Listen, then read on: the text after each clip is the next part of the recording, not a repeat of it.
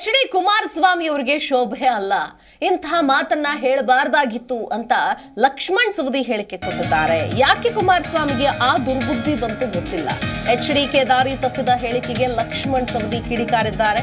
ಕುಮಾರಸ್ವಾಮಿ ಅನುಭವಸ್ಥರು, ಹೀಗೆ ಹೇಳಬಾರದಾಗಿತ್ತು ಅಂತ ಲಕ್ಷ್ಮಣ್ ಸವದಿ ಕೂಡ ಕಿಡಿಕಾರಿದ್ದಾರೆ. ಅವರಿಗೆ ಶೋಭೆ ಅಲ್ಲ, ಇಂತಹ ದುರ್ಬುದ್ಧಿ ಯಾಕೆ ಬಂತೋ ಅವರಿಗೆ ಗೊತ್ತಿಲ್ಲ ಅಂತ ಲಕ್ಷ್ಮಣ್ ಸವದಿ ಕೂಡ ಕಿಡಿಕಾರಿದ್ದಾರೆ ಎಚ್.ಡಿ. ಕುಮಾರಸ್ವಾಮಿ ಅವರ ಮಾತಿಗೆ.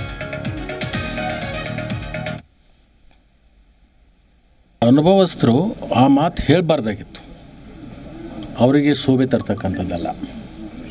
ಹೆಣ್ಮಕ್ಳು ದಾರಿ ತಪ್ತಾ ಇದ್ದಾರೆ ಅನ್ನೋಂಥ ಮಾತುಗಳನ್ನು ಹೇಳಿರ್ತಕ್ಕಂಥದ್ದು ನಾನು ಕೂಡ ಗಮನಿಸಿದೆ.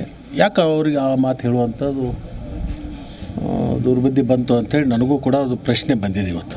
ಕುಮಾರಸ್ವಾಮಿ ಅವರು ಅನುಭವಸ್ಥರು ಆ ಮಾತು ಹೇಳಬಾರ್ದಾಗಿತ್ತು, ಅವರಿಗೆ ಶೋಭೆ ತರ್ತಕ್ಕಂಥದ್ದಲ್ಲ.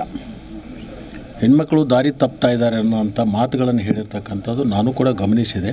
ಯಾಕೆ ಅವರಿಗೆ ಆ ಮಾತು ಹೇಳುವಂಥದ್ದು ದುರ್ಬುದ್ಧಿ ಬಂತು ಅಂಥೇಳಿ ನನಗೂ ಕೂಡ ಅದು ಪ್ರಶ್ನೆ ಬಂದಿದೆ ಇವತ್ತು.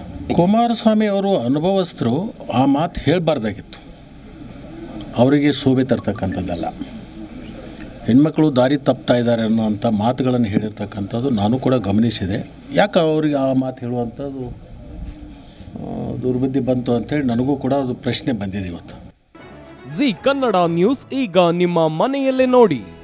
ಎಲ್ಲ ಕೇಬಲ್ಗಳಲ್ಲಿ ಈಗ ಲಭ್ಯ.